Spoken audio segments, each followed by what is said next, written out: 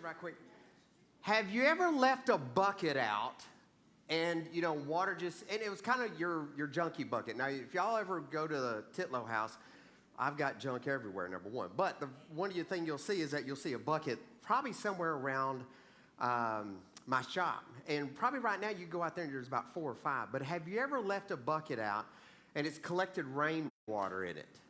I mean, most of us have probably done that, right? But then you go to pour out that water because you need that bucket for something, right? What's normally at the end of that when you pour it out? What's at the end there? You've already poured out all the hookworms out of there. Yes, the mosquitoes and all that. Slime. It's the end of it. It's the bottom of it. Well, that's what you got tonight to teach, guys. And I am so sorry. You got the bottom of the bucket. So we're going to make the best out of it. We're going to have a good time is what we're going to do. Hey, tonight I want, when Pete asked me to teach tonight, it was one of those things where I enjoy teaching. It really grounds me. It makes me get in the Word.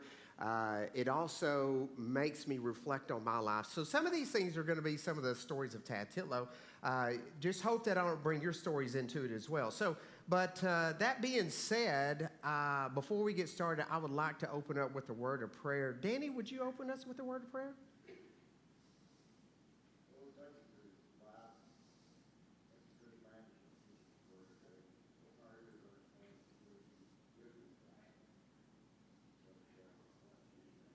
Amen. Thank you.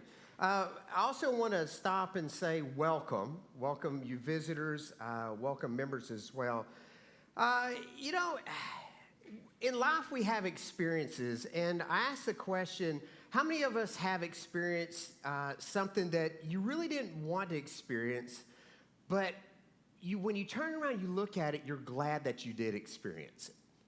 Something good came out of it. Most of us, I would probably venture to say, have. So I was listening to a preacher one time, and young guy, he's probably my age, real young. And he was talking about how much that he enjoyed Mexican food. Mexican food, if you asked him, where do you want me to go eat at? Mexican food's going to be it. Let me really take it to the level where he thought Mexican food was. He thinks Mexican food is probably going to be, there's a buffet in heaven, matter of fact. There's a river of queso, okay? So you got a river of queso.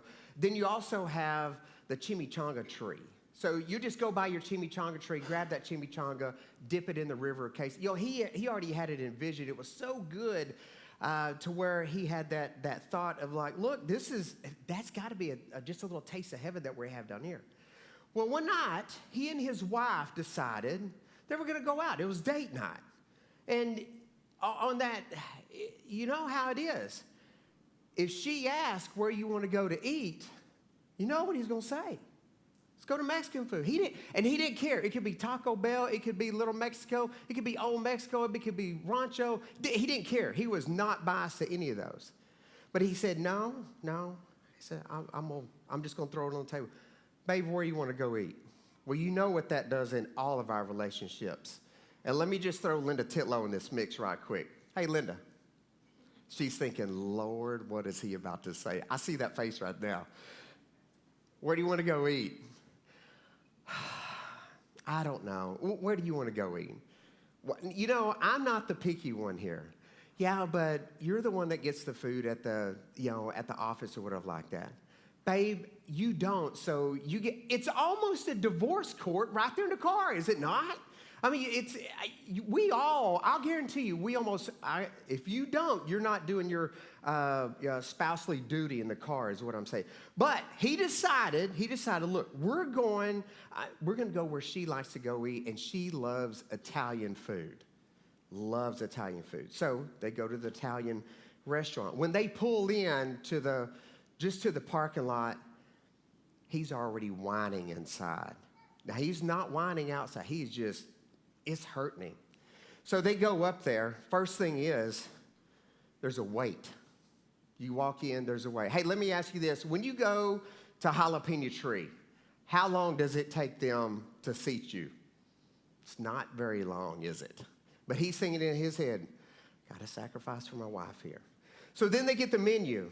opening up the menu and looking at it. And he's thinking, Lord, I could have a double order of fajitas for what one of these entrees are costing me. So now he's thinking the price of this. And he's like, this is just killing me. So then what happens? You order, and then what happens? You wait, do you not?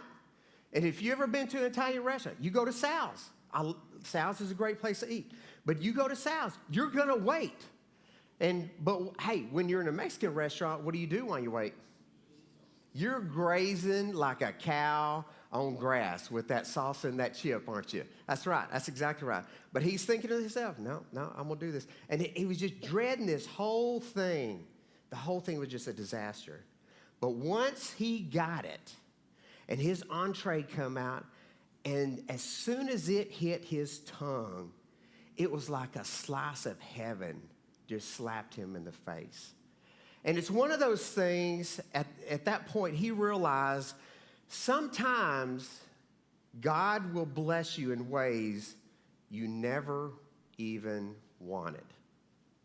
Catch that? Sometimes God will bless you in ways you never even wanted to be blessed. So have you ever had any of these experiences as far as that goes? You know, maybe you wanted to move to another town, but that didn't work out. Maybe it was a relationship that you wanted it to happen so bad, but it didn't happen. Or maybe it was one of those things to where that it was a job. You wanted this job, and you wanted it to, you just had to have this job and so forth. But you know what?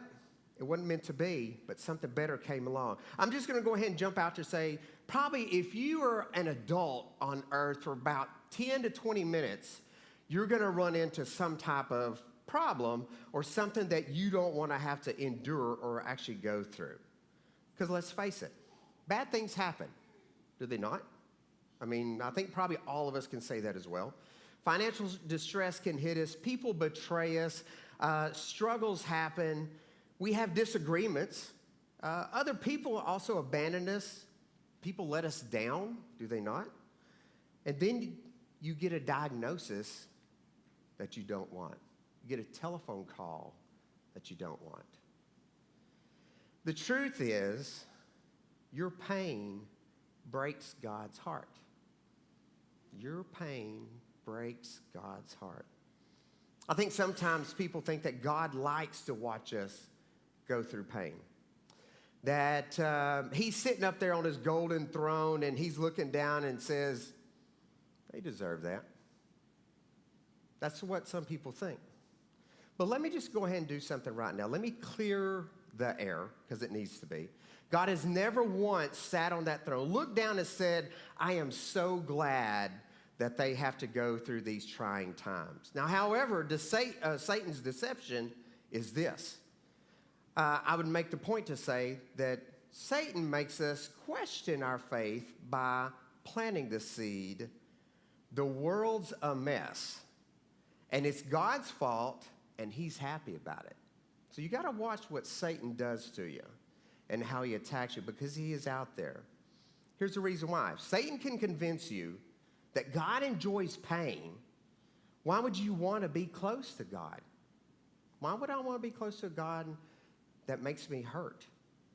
So what Satan ends up doing is that he makes you think that God's happy that you're in pain. Well, let me just tell you, that's a polar opposite. God doesn't enjoy pain. Hey, John 11. You Bible scholars in here, because y'all are way smarter than me. John 11, what about verse 33? Shortest verse in the Bible. What is it? 35, thank you. See? Jesus wept. What was he weeping for, though? Was he, let me back up just a little bit and backtrack and say, hey, look, that whole story was about what? It's about Lazarus dying, was it not? So that being said, all the people around him were crying. They were sad. What were they sad about? What are we sad about when somebody dies? We miss them, do we not? It hurts. They left us. But why did Jesus weep there? Did he weep because Lazarus was dead?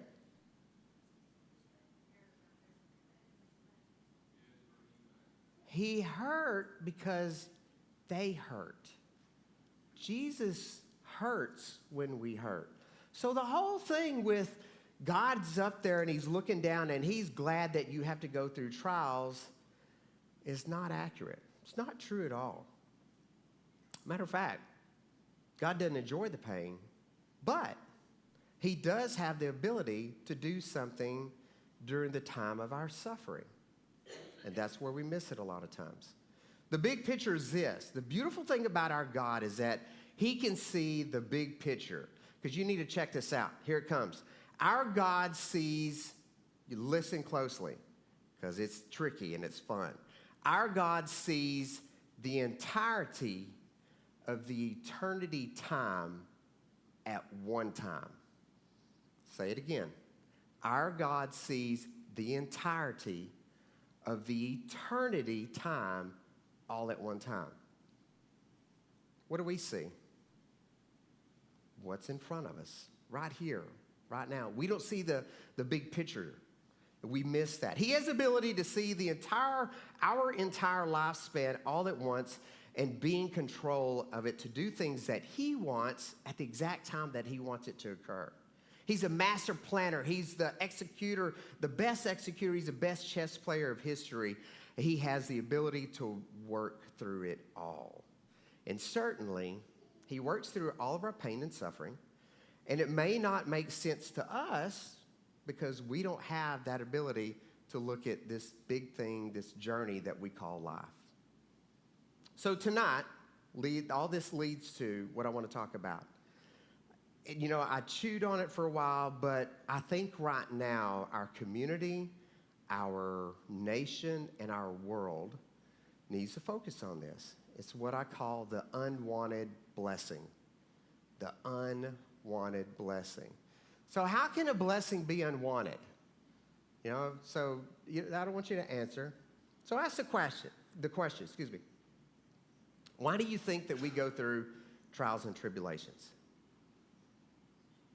Why do you think that we go through trials and tribulations?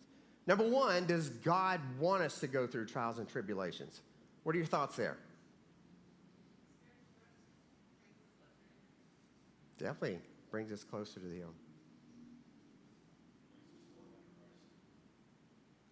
Makes us definitely more like Christ. Anybody else? Why do you think God wants us to go through trials and tribulations? Because I have to ask myself the same thing.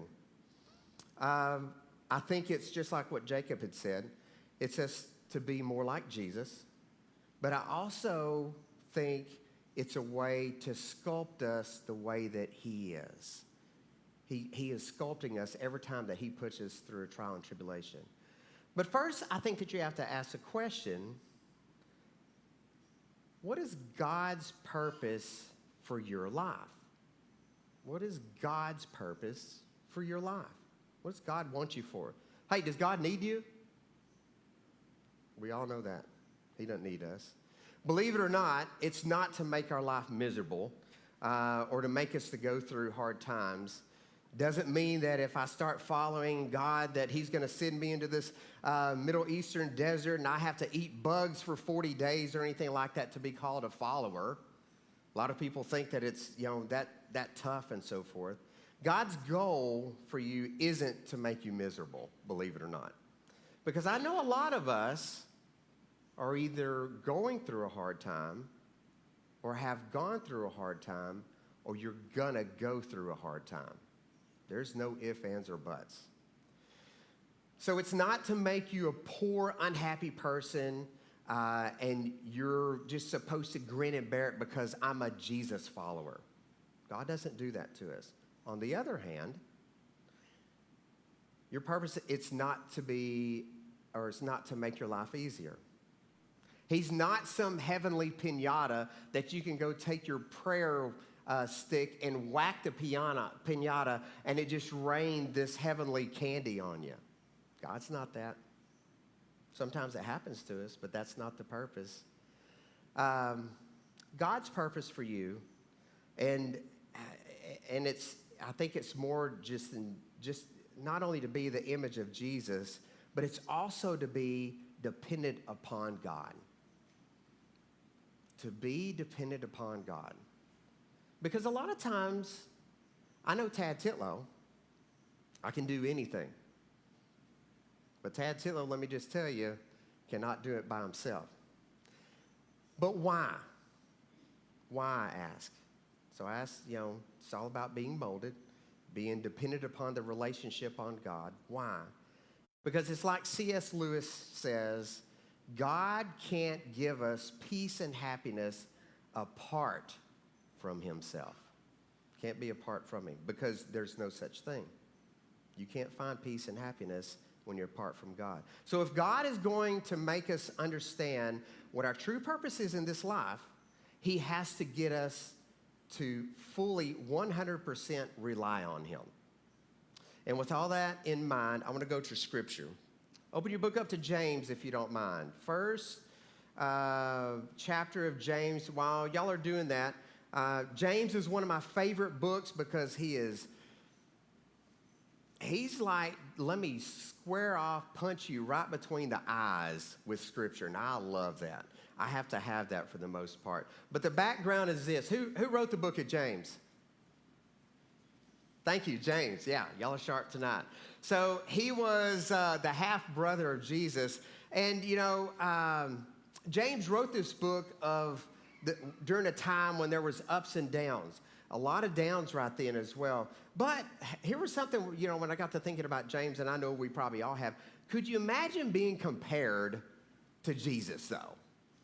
James, why are you swimming? Why can't you walk on water? Hey, James, at Thanksgiving, James, we're running low on turkey. Well, hey, I got to go kill something. Well, Jesus just made it happen here. Those type of things. That would be trying for me. What else about James, though? Did he believe Jesus was the Messiah before he was crucified? He struggled with that. No, he didn't believe it. And I'll be honest with you, I'd be challenged with that also.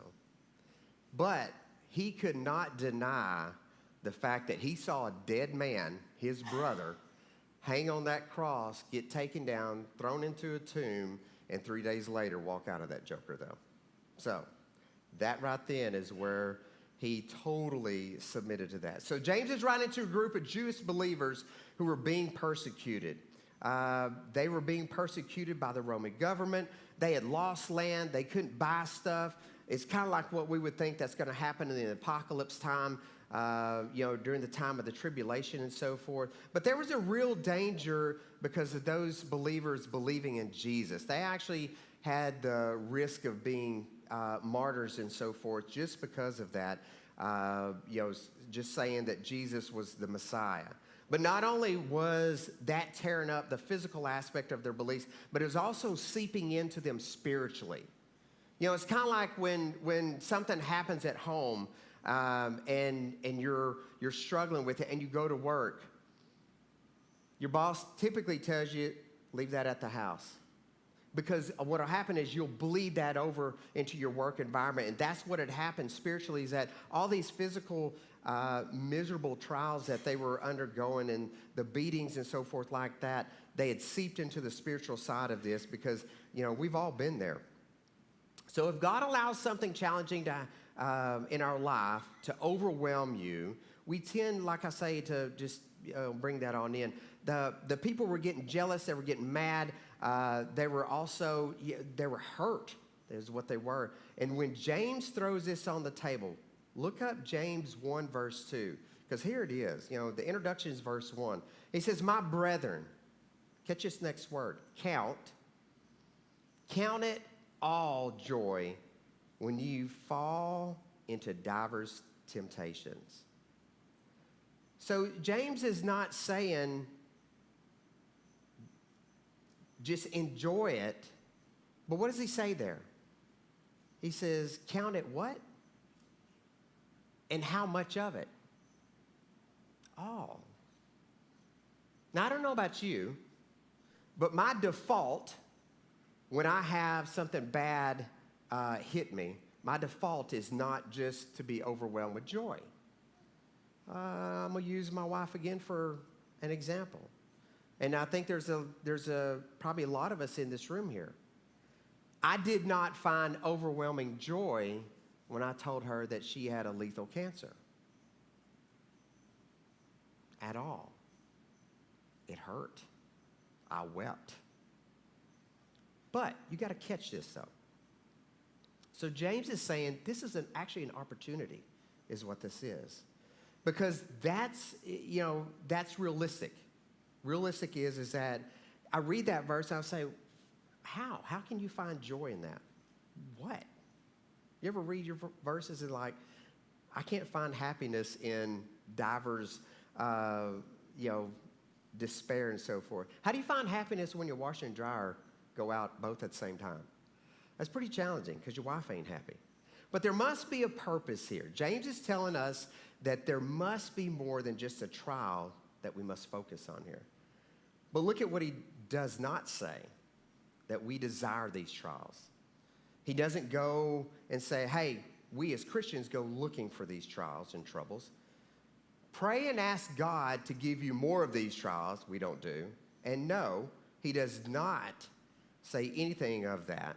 But what he does say is to ask God to use these events as an opportunity to reframe the actual tragic event through the eyes of faith. So if you have faith, there's something good that's going to come out of that.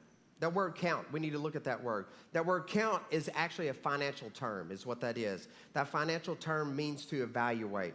So financially, when we evaluate something, what do? You look at something, I try to look at something from every angle. How much does it cost? How much is it going to yield? What kind of profit am I going to potentially have? What's the risk of me jumping into something like this?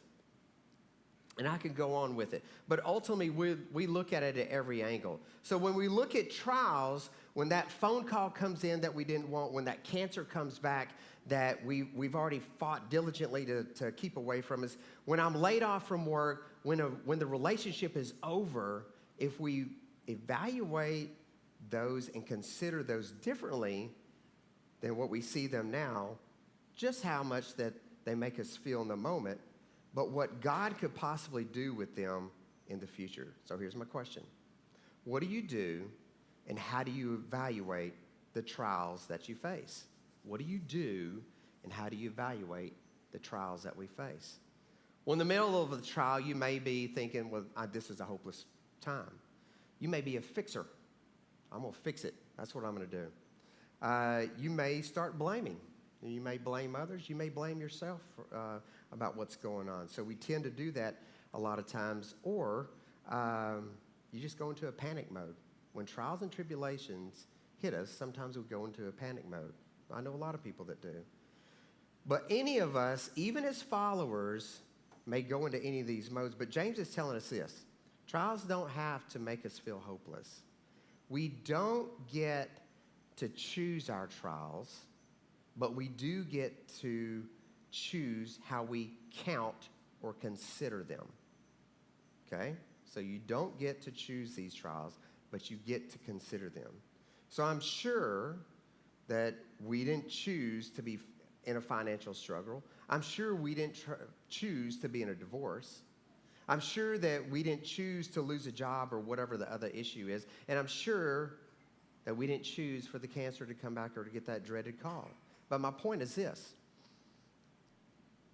We will more than likely never choose or have control of the trial, but what you will always have control of is how you respond and look at your situation. We tell our kids a lot of times, Emily and Garrett, you can't choose how somebody acts towards you. You have total choice in how you respond to it, though. We as Christians don't get the choice of what the trial and tribulation is, but how we act towards it definitely helps the outcome of it is what it ends up doing. So something that I think that we need to really consider. So this is the time that I'll tell you if you want to write this down, if you want to pull your phone out or whatever like that, because I think it's a pretty cool statement. So as a follower of Jesus, I choose to see trials as blessed opportunities, not hopeless burdens. I choose to see trials as blessed opportunities and not hopeless burdens. So there's power in that statement. Can you imagine if our attitude was being from hopeless as that you face this guy on Monday morning that you just dread, more so to an opportunity? Do you ever have a project, a work project? I got a guy right now. If you come to the gym at 4:30 in the morning, you'll be my project. But the thing of it is, I got a guy that's about 350 pounds. He is my project. And that's one of those things to where that he thinks that that's a trial and tribulation, but at the end of the day, it's an opportunity for him. And he's doing really great. But it's the beauty and the benefit of living with a relationship with Jesus, with Jesus, because he does not prevent the trials. Matter of fact, if you look in John 16:33, so he doesn't prevent these trials from happening. And if you look at John 16:33, it says, "These things I have spoken unto you, that in me ye shall have peace." Catch that. There's nowhere else that you're going to find that peace. He doesn't say in the world, but this is what he says of the world. John 16:33. "In the world ye shall have tribulations, but be of good cheer. I have overcome the world." So Jesus is saying you'll have trials, but James also says that look at it differently. Look at it from an opportunity, not from a worldly view there. Matter of fact, if you're actually, we should all consider this a joy. So, hey, what's the difference between joy and happiness? Say again, I'm sorry. Motion? Emotion, yeah. How else would you describe it? Difference between joy and happiness. Say a little bit louder. Happiness depends on your circumstances. What does joy depend on? Say it again. The Lord. That's exactly right. You cannot find peace in anything in this world, and you will not find joy in anything in this world. You'll find some happiness, but that's about it, though. So, matter of fact, you need to consider all of this joy. So, it's a definitive decision, not a default decision. A definitive decision, not a default decision. So, we do not default to consider our trials to bring joy, do we not?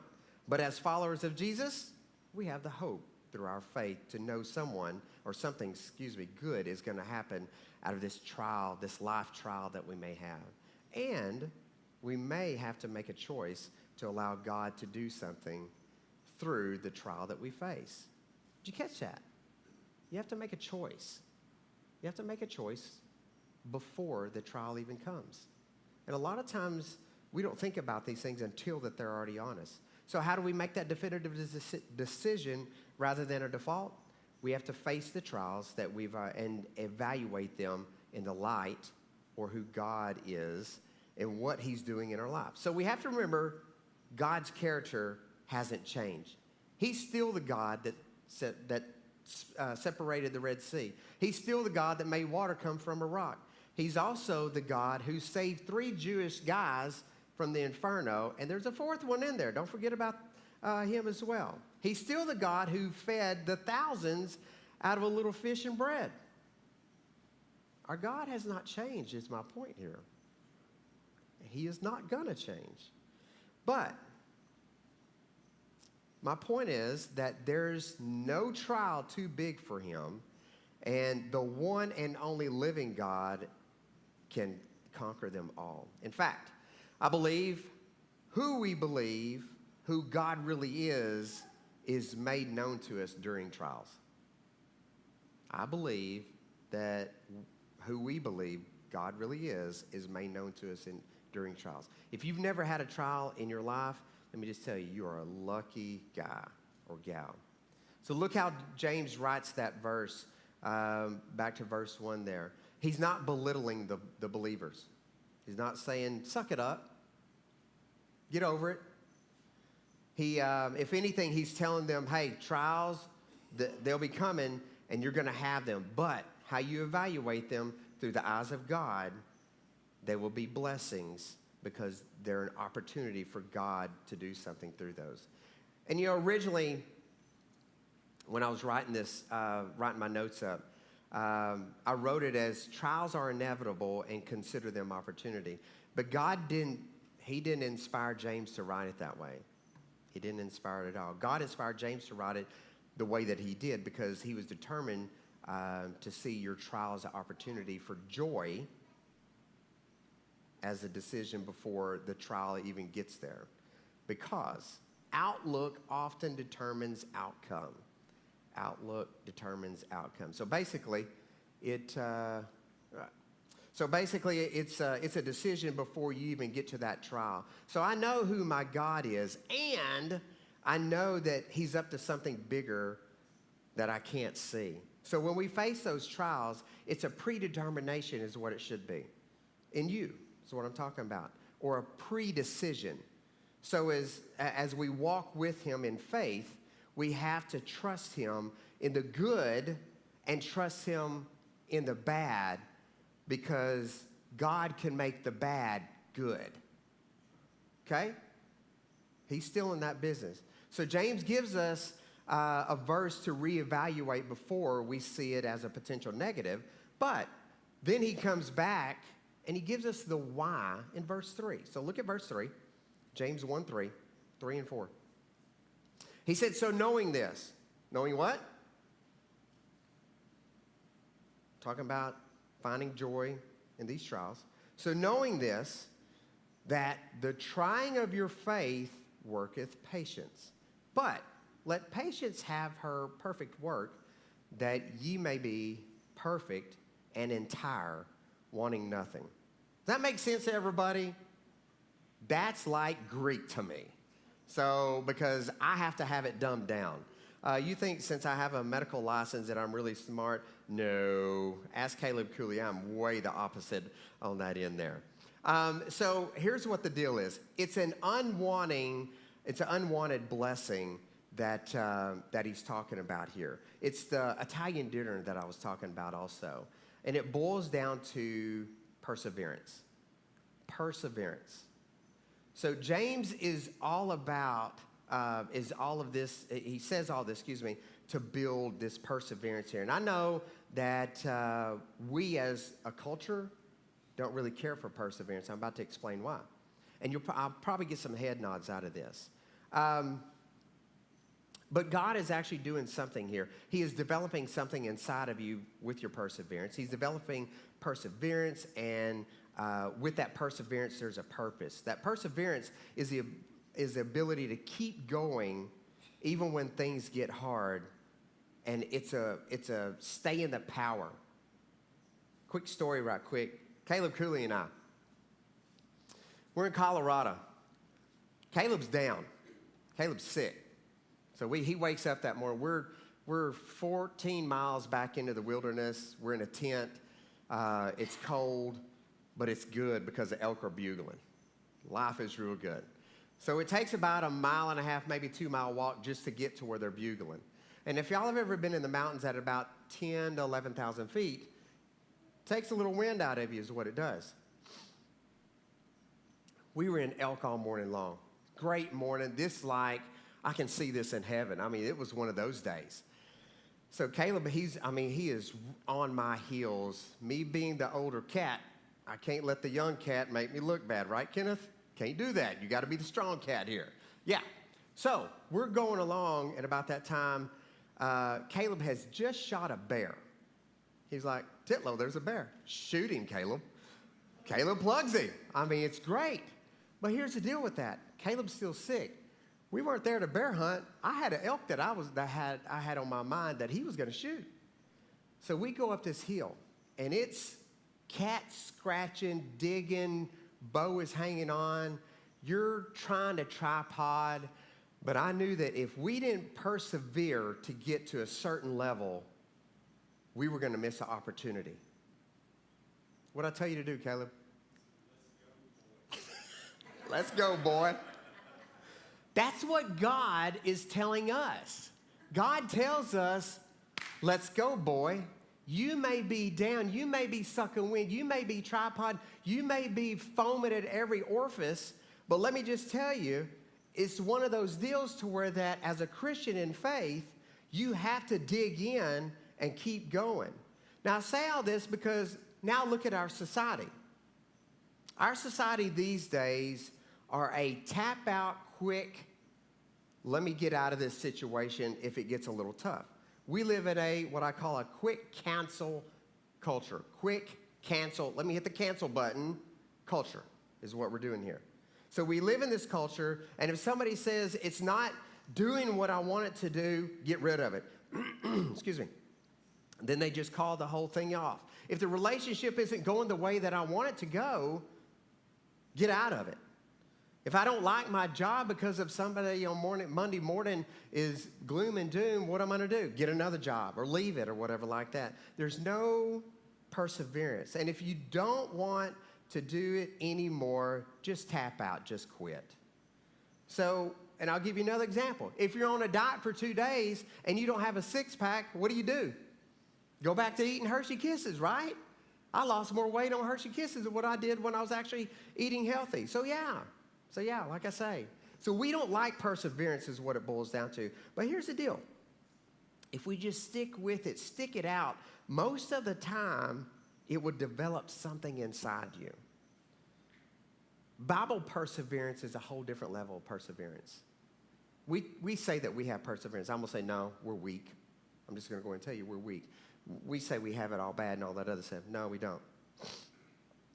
Because if you look at Bible perseverance, it's not just some passive acceptance of all the bad stuff that happens to us now and then. It's a courageous perseverance. It took courage for them to have perseverance, and that's what makes us who we are today because of those things. In fact, there was more suffering and more difficulty back then than what we could ever even imagine. The word temptation or testing is the same word as trial.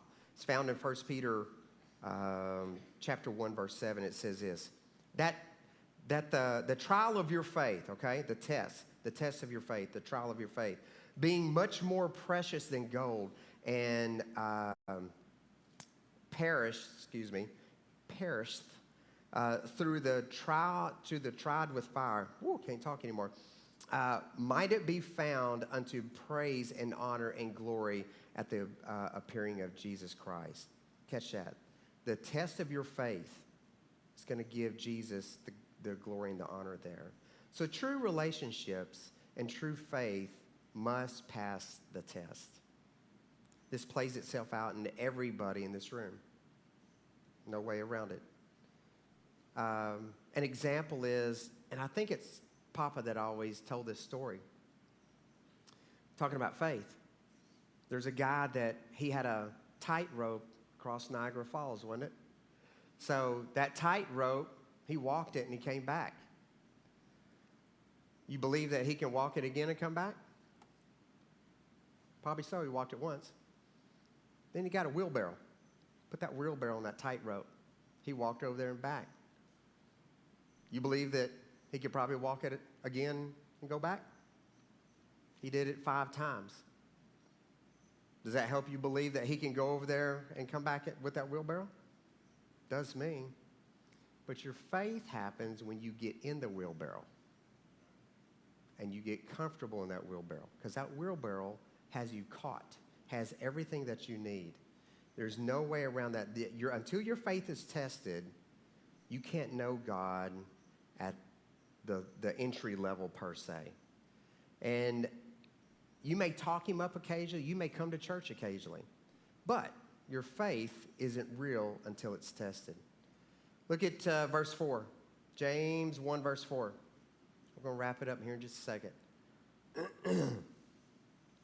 It says that you're going to be mature and complete here. So verse 4, it says, but let patience have her perfect work, that ye may be perfect and entire, wanting nothing. So everything is perfect there. So when you read this on the surface, who in here has seen faith pay your water bill, your electric bill? I mean, I've never seen it just pay one. But, it's one of those deals that how many of us would actually say that I'm lacking something today? I'm lacking money. I'm lacking peace. I'm lacking patience. I'm lacking faith. I'm lacking wisdom. these Jewish believers that James was writing to would have definitely felt like they were lacking something. So here's what I've noticed in my walk with Christ. My trials actually reveal to me what blessings truly are. My trials reveal to me what blessings truly are. One of my biggest trials is when I told my wife that she had a deadly cancer. And she'll sit here and tell you, I can't even look at you, but she'll sit here and she'll tell you, he just broke down. Because when something like that happens, it's normally not good.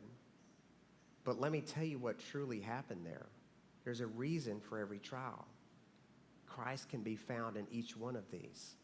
My wife is healthy, but let me tell you what it did to me. These trials draw us close. They pull us in, because when you have nothing, you always have God there, which is always something. So it's one of those things that you'll never know God is all that we need until God is all that you have. So that leads me to the closure. Perseverance. Keep going. The only way that you can still succeed, still come out on top, still have the faith, is to persevere. You still have to say, come on, boy, let's go. Because you're trying to figure out this trial. You can't see it all. You can't figure out how that you're going to get through it. But let me just tell you, if you have Jesus in your heart, he already has it figured out for you. The plan's there.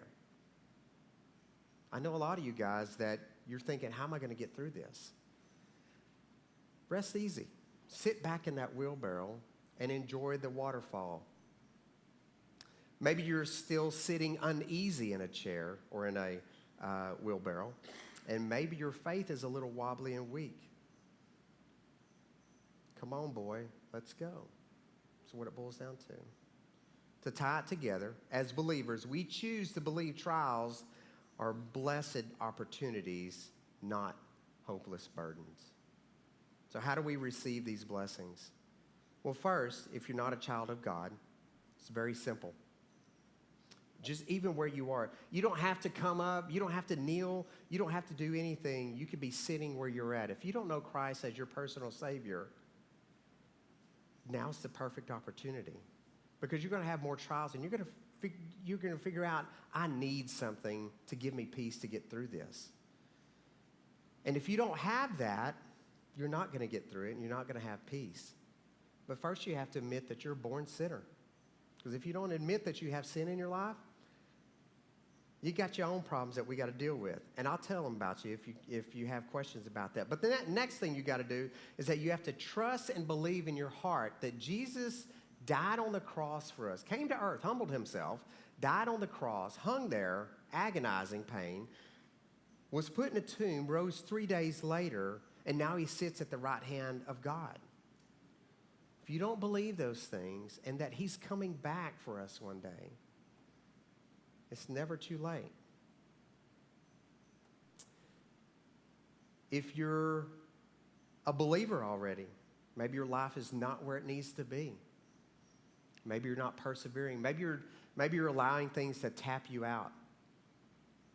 Maybe this got you in a arm bar or something like that. Life itself has you in something that you're hurting and so forth. Maybe you need to recommit.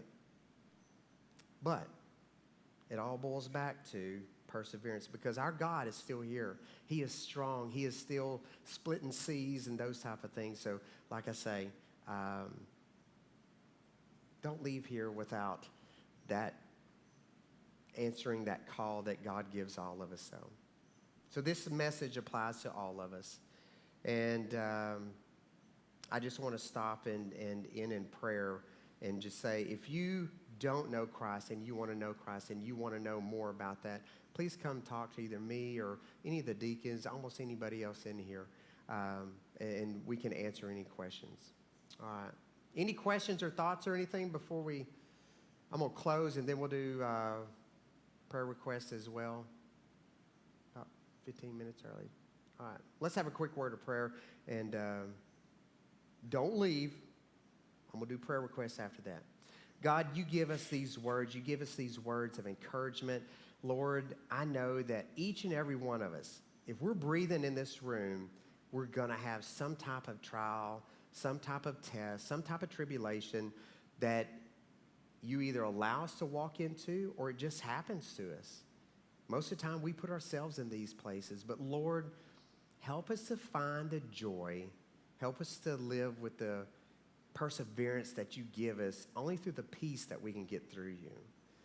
Lord, I love you, and I'm just grateful for the love letter that you give us, the Bible, to be able to have the words and the wisdom to come out of that. But Lord, I just pray for those that are maybe questioning their salvation or those that are struggling tonight. I just pray for them and lift them up to you. Lord, just help us to be better Christians. Help us to walk your walk better. Help us to love the way that you do. That's a sacrificial love, and I just pray that we do that as well. Lord, I ask all these things in your Son's name. Amen. All right, so just a